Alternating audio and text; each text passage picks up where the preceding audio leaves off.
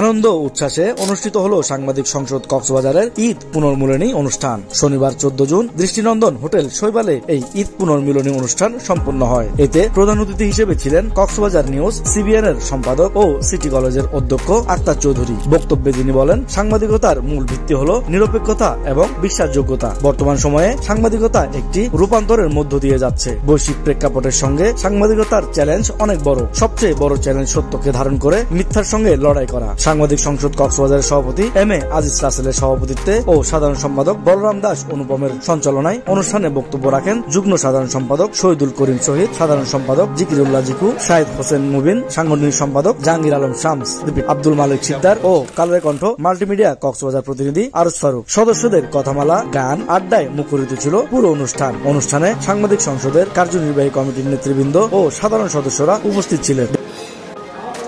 Text report, Setu TV, Cox's Bazar.